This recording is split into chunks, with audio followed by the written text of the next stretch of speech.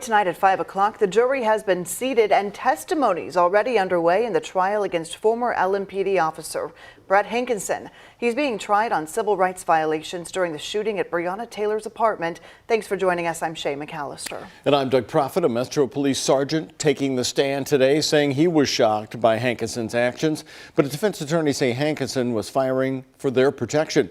Alexis Jones is following the proceedings and has more from federal court. Breonna Taylor's mother and several activists are inside the courtroom right now. They listen as prosecutors gave crippling details of what they say are Brett Hankison's actions. DOJ prosecutor Anna Goffard says Hankison blindly shot into Breonna Taylor's apartment through a window and door covered by dark curtains. She says Hankison released 10 rounds after gunfire stopped between officers and Kenneth Walker, which goes against police protocols. Goffard says deadly force is justified only when there's a threat and when an officer has a clear target.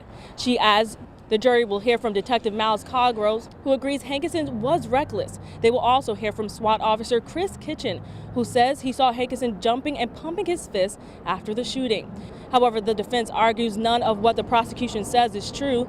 Defense attorney Jack Bird says Hankison shot through the side of Taylor's home to save his fellow officers, including Cosgrove. He says Hankison was able to see through the gaps of the window and fired at the sound of a rifle. Bird says his client wasn't the last officer to shoot and says Hankison showed concern after seeing Taylor on the ground. As of right now, prosecutors have brought 2 witnesses to the stand, including Breonna Taylor's neighbor, who says she was frightened for her life when bullets came through her home. In Louisville, Alexis Jones, WHAS 11 on your side. The trial is expected to last 3 weeks in downtown Louisville, and we're going to have more on the start of testimony today coming right up here at 6.